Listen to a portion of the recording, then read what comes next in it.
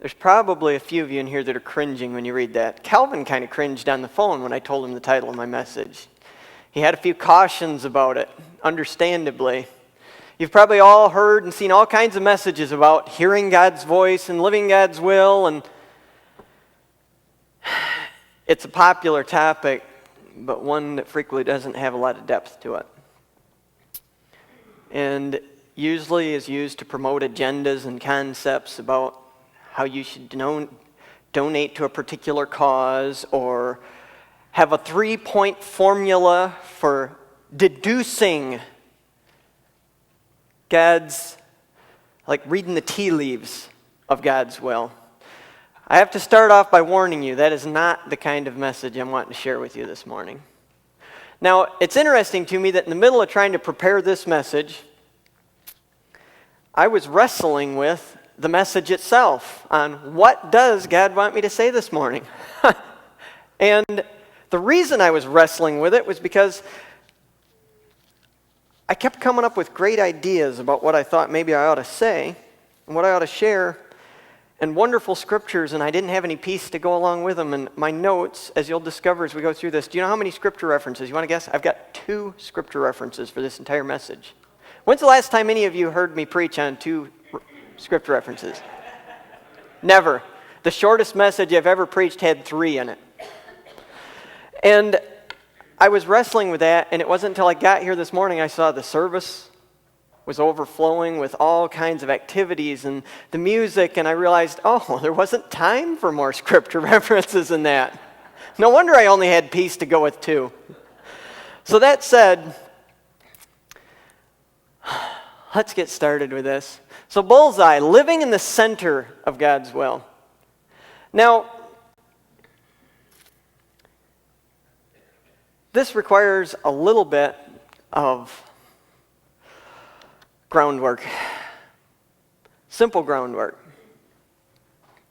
Now, before I get anybody sticking their hands in the air quick when I ask to read this off or anything, just keep your hands in your pockets for a minute. I'm not asking for a show of hands.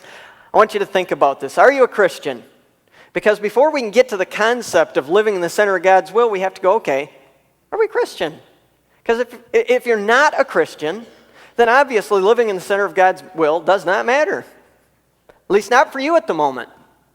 So this may seem very elementary, but your definition of this word, Christian, has a lot to do with what you and I might believe living in the center of God's will looks like. So what is a Christian? I'll give you a definition straight out of the dictionary in a minute. Christian, dictionary definition, a noun. That would be you, a noun. A person who has received Christian baptism or is a believer in Jesus Christ and his teachings. So, based on that definition, are you Christians? Yes, every single person in this room, probably half the people in the world are a Christian based on that definition. They've either received a Christian baptism at some point in their life, and by Christian they mean they've been sprinkled, dunked, blown upon, whatever process was used in the church they grew up in. But yeah, they're Christian. By that definition, pretty much everyone is. Or is a believer in Jesus Christ and his teachings. My Hindu neighbor down the road is a Christian based on this definition because he believes that Jesus Christ was a really cool guy, and he likes to quote me verses out of Jesus' teachings and out of his sermons and go, wow, this guy, he had great stuff. I love to add this to my Hinduism. It's great. So my Hindu neighbor down the road is a Christian based on this definition. So, are you a Christian based just on this stuff? Yeah, I don't even need a show of hands. I would hope every single person in this room, if this was the only defining factor, would have their hand in the air. But now let's get back to a little closer. What did the Bible mean? This is the spot where it says that this term started at. As far as I can tell, I went poking around a little bit and did a little research. Christian, the first recorded use of the term or its cognates in other languages is in the New Testament in Acts 11:26, which states, in Antioch the disciples were first called Christians. What did that term mean when it came up the first time? This time. in Acts 11:26. The church didn't get together and say, all right, we need to come up with a new title for us. We don't quite fit in this Judaism thing anymore. We're not comfortable saying that, we're just a sect of Judaism, which at that time they were largely considered. They didn't say, okay, we need to come up with some new, really cliquey, trendy new name to use for ourselves. When somebody meets us on the street and they say, what are you? We don't want to say we're a Pharisee. We don't want to say we're an Essene. We need to come up with a cool new name. No, that wasn't how this got started. It was the people around them. It says were first called Christians, not first labeled themselves Christians. You have to pick this word apart a little bit. Christian, Christ nut. That's pretty much what that means. A wacky, off-the-wall, weird person like that dude Jesus that we heard about that got killed. The people around them looked at them and said, this is crazy. We've heard about this Jesus guy. He got crucified by the Romans. And now we've got these crazy people trying to emulate his lifestyle. What kind of nuts are these? They want to copy a guy that got killed? They want to walk in his footsteps, look like he looked?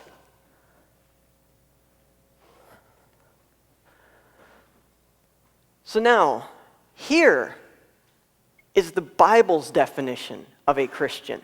Romans 8:29-30. For those who God foreknew, he also predestined to be conformed to the image of his Son, that he might be the firstborn among many brothers and sisters. And those he predestined, he also called. Those he called, he also justified. And those he justified, he also glorified. So, are you still a Christian? Now, I've been in lots of environments and places, and I'm not picking on Calvin. Once in a while, he'll do the, everybody close your eyes, and anybody that wants to pray the prayer, whatever, hold your hand, nobody else is looking. But I'm going to give you a chance now, with everybody with their eyes open, to stand up. Are you a Christian based on this? Are you ready to follow Jesus Christ, walk in his footsteps, die in pursuit of seeking the lost? Is that you? Are you still a Christian? Good! Thank you. That's a Christian.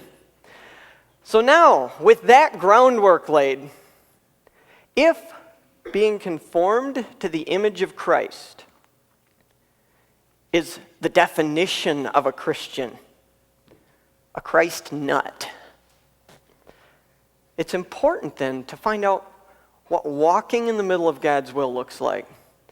Now, as I mentioned before, this is not going to be a 5-step plan to a 3-step plan, a 7-step plan, any step plan to deducing the will of God. That's not the point of what I'm wanting to share with you this morning.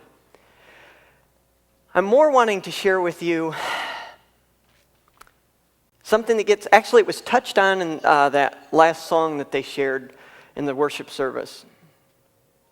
Better is one day in your courts. Better is one day in your house than 1,000 elsewhere. What I'm wanting to share with you this morning is not some how to look ahead in life and pick it all apart and go, okay, this and this and this and this and this and this is God's grand plan for me. And it's not the typical approach that I've heard to this where frequently it's, okay, you need to deduce God's will because guess what? You might win the Christian lottery. You might be the next great worship leader. Or you might be the next great preacher. Or you could be, enter whatever you want on the dotted line. It's not that, because guess what? Along with that, then there's the fear that, well, what if God's plan for me is a janitor in the back of the church? Or what if nobody ever knows I exist? Guess what? That better is one day in his course than 1,000 elsewhere. What I'm wanting to get at is not determining this huge grand plan. It's that if you're exactly where God wants you, it's better than anything else on this earth. It's not about glory. It's not about praise. It's not about men recognizing you. It's about God going, well done, good and faithful servant. You may have noticed my opening slide, it was bullseye in quotation marks. And you're going, well, who am I quoting? That's my paraphrase of well done, good and faithful servant. That's what I meant with that. It's walking up and God going, bullseye, you hit it. You did it. So I want to give an example now, because we very, very frequently, or I say we, I have to back up a minute. Much of what I want to share with you this morning is actually simple personal experience. That's why there's so few references. You can take it, you can leave it. I'm simply going to tell you what I have experienced in my journey, trying to get to the bottom of what God's got in mind for me. I'm going to give you one biblical example and one in the flesh example. Me. Biblical example I want to give is Abraham. I was talking to my father-in-law a couple weeks ago about what I was going to share, and he mentioned this, and I thought, it's perfect. It's perfect. Here's a guy that heard God's voice, was in and out of God's will repeatedly through his life, and then when he's commended as a great man of faith thousands of years later in the New Testament, it wasn't because he did everything perfect in his life. It was because by the end of his life, no matter which wind and gust blew that arrow around, it hit the bullseye. It's not about what's happening now, it's about what's happening at the end of the trajectory of that arrow. So, Genesis 15, 5 through 6. I want to start with the promise that God gave Abraham. He, God, took him outside and said, "Look up at the sky and count the stars, if indeed you can count them." Then he said to him, "So shall your offspring be." Abraham believed the Lord, and he credited it to him as righteousness. So if we stopped here, we'd go, wow, this is it. Everything we've heard about Abraham was true. This guy got God's will. He walked in it. He lived in it. But do you want to know what happened after this? It's a mess. In between this and the fulfillment of this promise, and even that Abraham believed God and he credited, so Abraham believed him. But after this, I'll run through this quickly because you all know the story. After this verse, we have Abraham who, a few years later, no kids showing up. His wife gives him a nudge and says, I've got it figured out. I know how we can fix this plan. We can make, God needs help. First rule of thumb in God's will, God never needs help. Never. But Abraham, man of faith, felt like God needed a little help.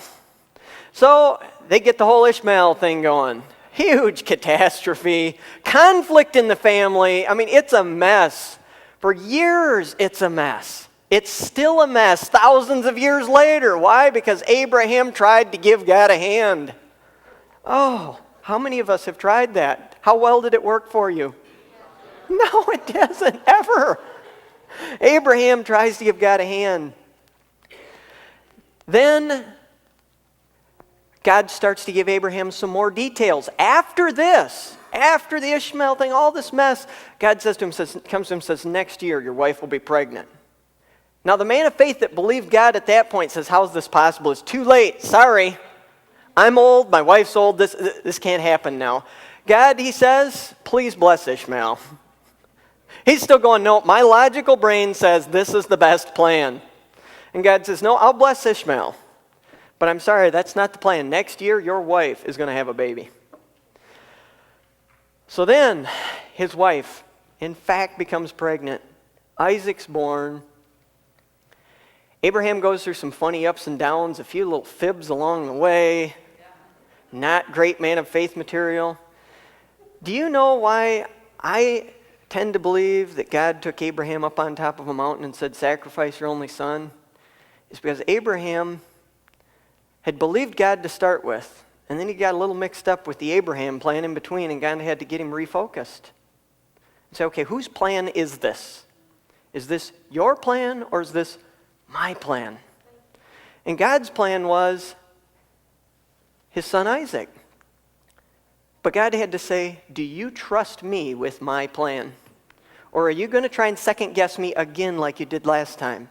Or this time, you're going to do what I ask you to do. And that time is when Abraham got it right. He went up a mountain and was willing to sacrifice even what he thought God's plan was. Because it says in the New Testament that he reasoned that God was even able to raise the dead. So, there's, in a short clip, living in the center of God's will. Now, that's the story of Abraham. The in, the out, the ups, the downs. But now I want to bring it home a little bit closer for each of us and go, okay, do you actually, when you approach life as a Christian, as we've defined a Christian to be, when you get up in the morning, you know what? I'm just crazy enough to go die for Jesus Christ today. I will do that. When you get up in the morning and you think that, that's the first thought that comes through your mind when your feet hit the floor. You go, okay, maybe today is the day I get to lay down my life in the service of Jesus Christ, whether physically, metaphorically, however you want to put it. When that thought crosses your mind, do you actively, as you go through your day then, do you think about, okay, what is God's plan for today? What is his goal? And do you stop and do you ask him and say, God, what do you want from me today? Now, you might be thinking, well, of course we do. We all do. But I want to give you the example of, very simply, why are you in this place today?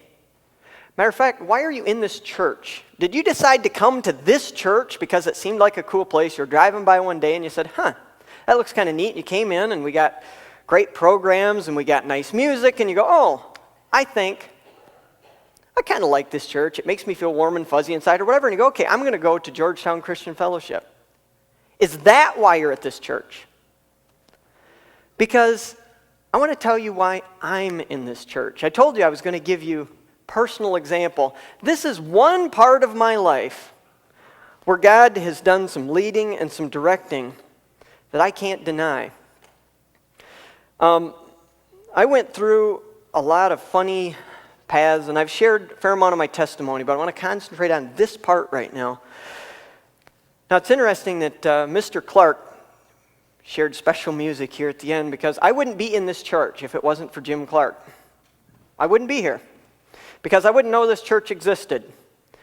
I say that. God has other ways of talking to me, but I'm saying, however it may have happened, that's the guy that God used. And it all started clear back 8 years ago, actually. I had a terrible brain infection. 5 abscesses in my brain, almost croaked. I was in rough shape.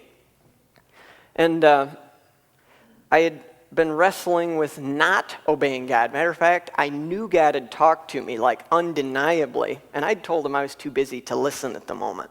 And then 2 weeks later, I ended up in the hospital dying. Now, I'm not going to tell you God's going to smack you and slap you in the hospital if you ignore his voice, but he might love you that much. I'm sure he does, but he might demonstrate his love that much for you. And as I was wrestling with that, trying to figure out what had happened, my first thought was God punished me, and I'm like, oh no, I'm done. I'm finished. I mean, I prayed that prayer and said, God, I'm a Jonah. I'm sorry. If this is it, I deserve it.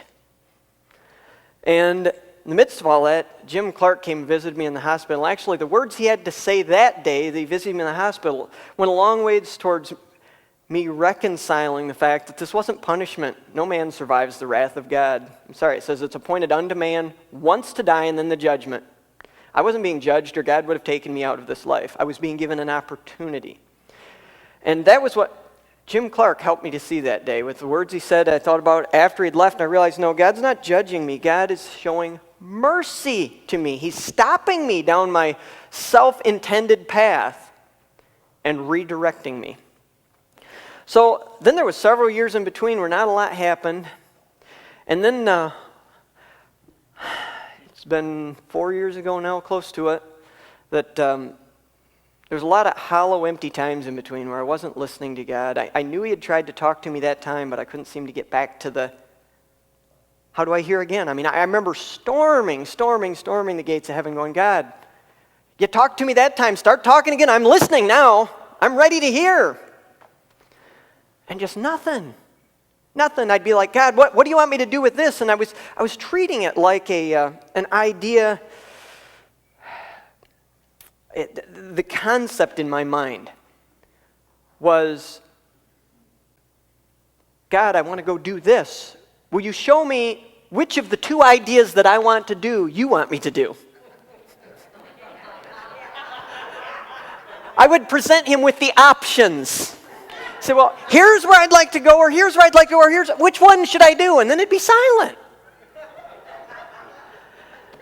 And I just wasn't getting anywhere. And finally, I got tired of that.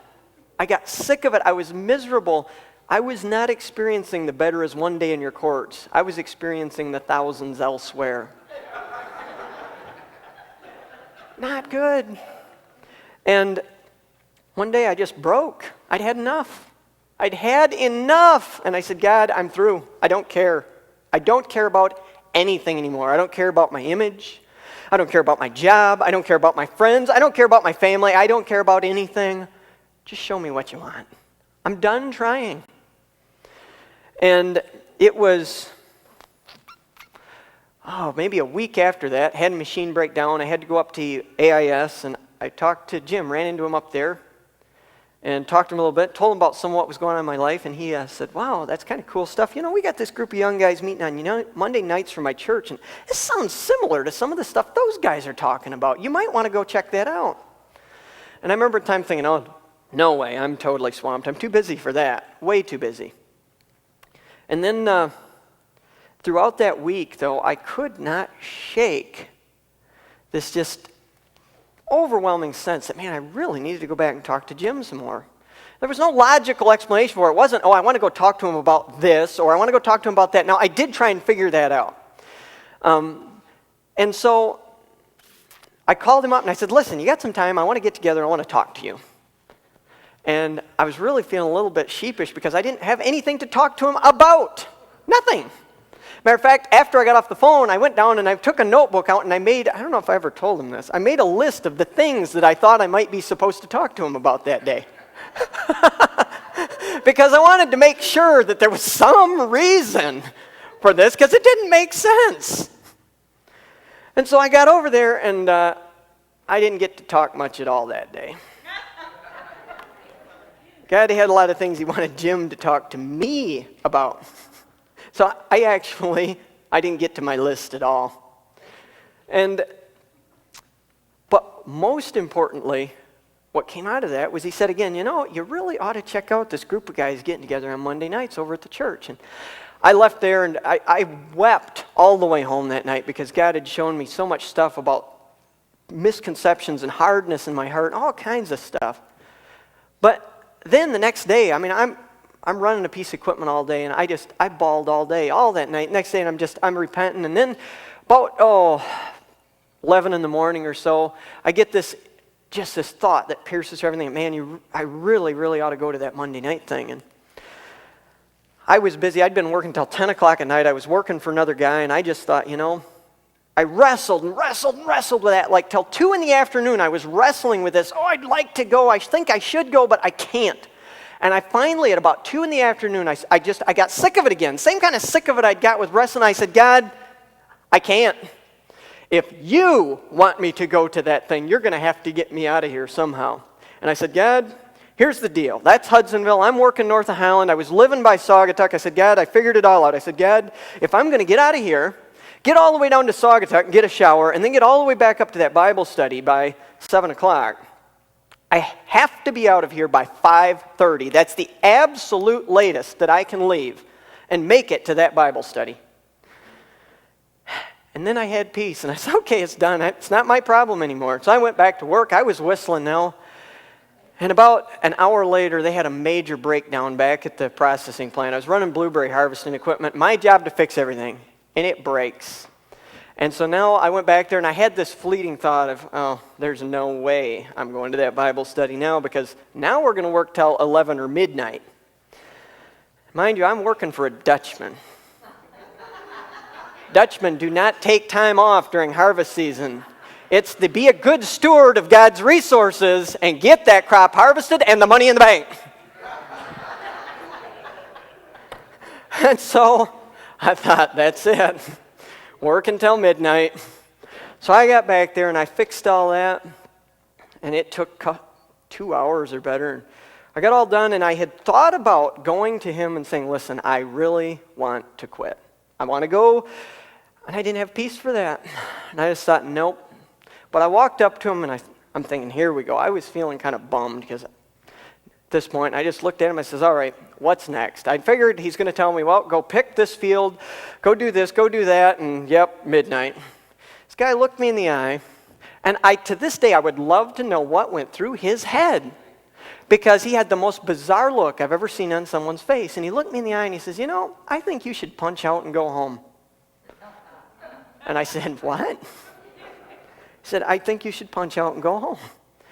To this day, I have no idea why he said that. There was no logical explanation for what he said to me that day. None whatsoever, especially coming out of him. So I took my time card and I punched it out and I pulled it out and I thought, I didn't even look at the time clock. I pulled it out and the time on my time card said 5:29. And I stood at the time clock and I said out loud, well, God, I guess I'm going to that Bible study. And that was the first time I ever walked through the doors of this church, was that night. And then all kinds of stuff transpired with God working on me in here. And then I think it was about a month and a half later, I'd been leading a Bible study in my home on Sunday mornings, by the way. So I'd started feeling a little bit like I'd kind of like to check out this church, but I couldn't. I had guys coming to my house. I had a group of about 8, 10 guys every Sunday morning coming to my house for a real knockdown, drag out, get on their faces and seek God kind of Bible study. And it was about midnight or 1 o'clock one night on a Saturday night that God woke me up about a month and a half, 2 months after I'd started coming to the Bible study here on Monday nights, and said, you are going to church tomorrow morning. And I got up and it didn't make any sense, guys. It made none whatsoever. I got guys coming to my house, so I woke up early the next morning, texted a friend of mine that was coming and said, hey, I'm not going to be at my house this morning. You guys are welcome. Come have Bible study. Enjoy yourselves. Here's the food. Here's the key. I'm gone. And I came to the first church service I ever came to in this church. And you know what's happened since then? Life's been perfect. I've loved every minute of being here. No. Actually not. There have been times when I have been so knocked out and where I've been so frustrated with the things I've experienced here, the people, the whatever it was at the moment with me, that I've said, God, I'm done. I'm not going back to that church. I'm finished. And then he says, but wait a minute. Did you decide to go to that church, or did I send you to that church? I've never had the option to leave. Now, do you begin to understand what I'm getting at with bullseye, living in the center of God's will? Why is this stuff important? As we seek to follow Christ, we're going to run into all kinds of oppositions, all kinds of ups and downs. And if you decided, I'm going to marry that person because I think they're kind of cute, or you decided, I think I'm going to go off on this college career because it's going to pay me a 6-digit salary, or if you decided, I want to drive that car, I could go down whatever the list is, whatever the thing is in your life that you decided you want to do, then when all of a sudden you don't like the results, you can decide to not do it. But if you're doing what you're doing because, you know what? God tapped you on the shoulder and said, that direction, I'm not telling you there's not going to be opposition in that direction. There will be opposition. But if you're headed that direction, you get in the middle of the blackness, the darkness, and the opposition and the turmoil, you're not going to be able to fold up and cave in and back up because you're going to go, you know what? God told me to do this. And even if, like Abraham, you get some of you mixed up in what God told you to do, we need these marker points in our life where we can say, that's what God told me, because sometimes you know what you're going to have to do? You're going to have to back up. You're going to have to take a few steps back and go, wait a minute. What I'm experiencing now cannot be God's will in my life. This is not producing what? We'll go on now. I'll get to my list here. We'll get back to what I was just saying. This list, I've got 2 lists here, my friends. These are not, I don't want to see everybody jotting down, oh, this is how I figure out God's will sort of list. This is me talking, okay? These lists may not be true of you. But as I sat down and went through, okay, what have been the marker points of when I was doing me and when I was following God? I came up with 2 lists. That it may be just my idea if list, and it may be God's idea if list. So these may be different for you, but if we were going through these lists and you all of a sudden have that little knot in the pit of your stomach, and some particular decision comes to mind or some direction, it might be a good thing to go pray about and ask God about, because maybe you're a little bit like me. So it may be just my idea if it looks like the logical choice to me at first glance. Do you know how often it's God's plan if all of a sudden I see something and I go, wow, that makes sense because of this and because of this and because of this and because of this? Almost never. If I've got a whole list of logical explanations for why this is a good idea, proof in my life in the past has been it's usually me coming up with cool ideas. Amen. It may be just my idea if it starts with a great idea that I came up with. Or I'm sitting there one day going, God, what should I do for you? I think I would like to go start and put in whatever you want in there. Now, I'm not telling you God can't work in these ways. I'm telling you in my life, most of the time, the stuff on the list has proven to have been not God, but me. It may be just my idea if I feel the need to explain my actions and decisions to the mature Christians around me with carefully crafted and logical answers. So if when somebody comes to me and says, why are you doing this? And it happens to be, let's say Calvin. He's done this, by the way. This is not hypothetical. Says, so explain this to me. And I go, oh, by the way, and I start talking fast, and I've already carefully pre-rehearsed what I'm going to tell somebody if they should come question me on the direction I'm going. And I overwhelm them with this plethora of amazing explanations. Probably not God talking. So it may just be my idea if the further I attempt to go, the greater the turmoil within. There might be all kinds of opposition outside, but if I keep walking and walking and the storm gets blacker inside and I keep going, I'm just got to press through. I've just got to get through. No, I'm sorry. What? My burden is easy and my yoke is light? Yoke is easy, my burden is light? I don't care what's happening outside of you, but what's happening inside of you. If it's getting blacker, stormier as you walk forward, it might be a good time to stop and ask where you came from. So, it may be just my idea if the origin for a particular decision began in my life before I met God personally. This one, guys, I'm going to tell you, especially young people, if you're going to tell me God's getting your attention, you're following God, and then you're going to tell me that you're dragging along your old boyfriend or your old girlfriend because God told you to rescue them, take them along with you, I'm going to go time out. Time out. Set that down. Don't carry that along. If God tells you to pick it back up, great. Very, very infrequently are the things that we built in our life before God got a hold of us the things that He actually wants to build. Not a good foundation most of the time. It may be just my idea if the idea of having to go a different direction than what I am now upsets me.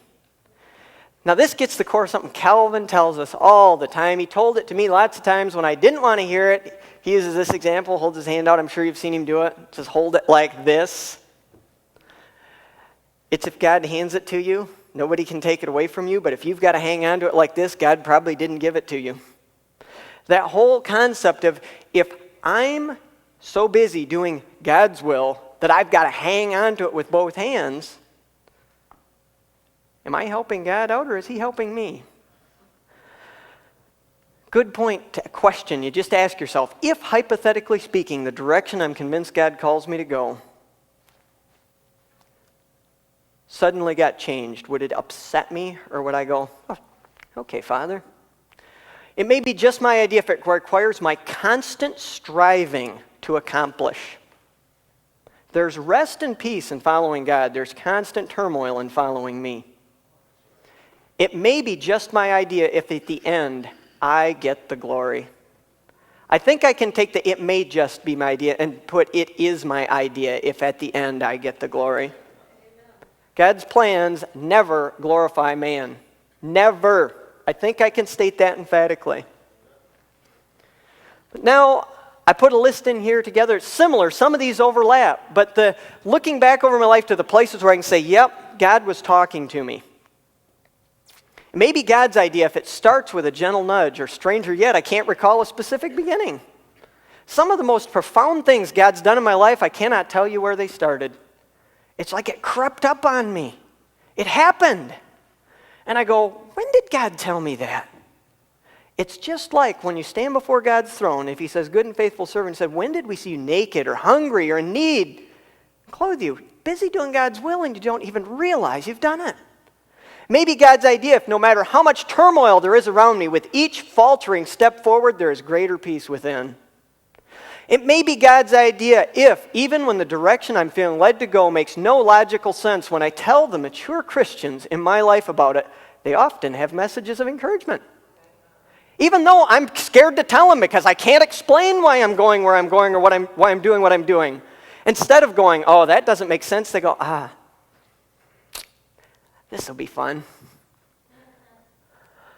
It may be God's idea if the idea of totally abandoning the direction I'm headed, if God calls me to do something else, doesn't bother me.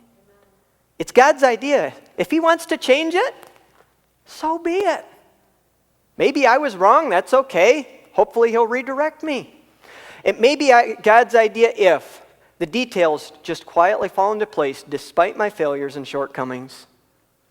It may be God's idea if, at the end, God is glorified, his kingdom advanced, and his children blessed. And it may be God's idea if I have no fear of standing before his throne to account for what I have done with his resources. That's something I try to think of frequently. If God was standing here now, and at this moment I had to give an account for what I've done with what he's given me, both in time and money and talent, could I, with a clean conscience, I'm not talking about suppress that little knot you've got inside now and go, okay, yep, I'm clean. I'm talking about open-faced, open-handed, stand before God at this instant. Could I stand before him and go, you know what? I'm not saying I'm perfect. I'm saying to the best of my ability, I did what I thought you wanted me to do. And that's why that example of the target that I started with, I'm convinced that's why God gave me that. You think about a target, spot in the middle, then consecutive rings around it. I know Calvin's preached on it. I think Tim Hall mentioned it in one of his sermons not long ago. Sin. What sin is, the word sin in Greek, it's missing the target. It's the same word they used in archery. That Greek word for sin in the New Testament is, I've missed the target. But you realize there's varying degrees of success with hitting the target. But you know what we always have to do? We always have to aim for the spot in the middle. There is great grace in God's will and in his leading if I have aimed to the best of my ability for that spot in the middle and I hit one of the rings somewhere just off the center. I'm convinced you will still hear, well done, good and faithful servant. You tried, but if you aim for one of those rings, let's say, well, that spot in the middle looks a little hard. I'm going to aim for a broader concept. How well will you do? Any of you that have done any shooting, how's your accuracy if you just aim at the target? You know, the first thing my dad taught me when I went deer hunting was you don't aim at the deer. Never. You do not shoot at the deer. You shoot at a spot on the deer, and then you'll get him. If you shoot at the deer, you're likely to knock one of his horns off. Same is true in God's will and in following God. The point is to aim at being conformed to the image of Jesus Christ, to walk in his footsteps. If we fall short of that, if that's what you are aiming for, you will still hit the target.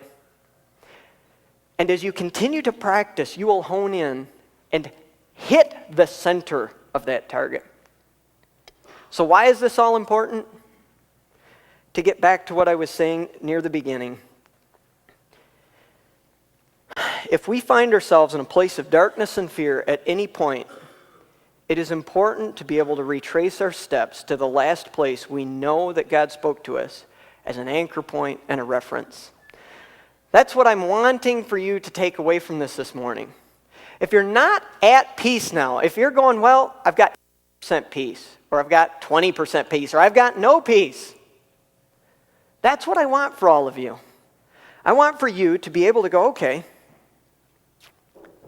if you don't have that now or you got a percentage of it, sit down, take some time this afternoon and sit down and go, okay, when do I know that God talked to me? When do I know he showed me what he wanted of me in any specific area of your life you choose to pick? And I'm not feeling God's presence with me right now. I'm not telling you look at the circumstances around you. That could be total turmoil. But to step back and go, okay, God spoke to me here. I want to back up to that spot and go, God, where did I add me in the mix? Now, that's basically all I've got this morning. I'd like to end with just saying, if any of you feel the need, you'd like to deal with some stuff on that, feel free to come up and pray. We'll pray with you. And I wanted to just say, there's nothing magical about this spot up here, guys. Do you know what it is about this place? I was praying here this morning. It's this, that if you're up here on your face going, God, I want to deal with something right now, there's other people out there that God's talking to who are praying protection and covering. It's because in this place, there's an exceptional gathering of warriors who can create a safety zone, a spot where the chaos and the confusion and the static can get got through a little easier perhaps than when your everyday life you're dealing with it. So if you're saying my life the last few weeks or months or years or whatever it's been looks like static and chaos and I'm not hearing God, I'd encourage you, come up here, get on your knees, and I assure you there will be people out there and people here who will pray with you and help pray through some focus for you so that you're able to hear God talking to you. That's what I want you to leave here with today. So with that, you're dismissed unless you feel the need to come up and do a little praying. If not, go home, think it over, mull it over your mind, and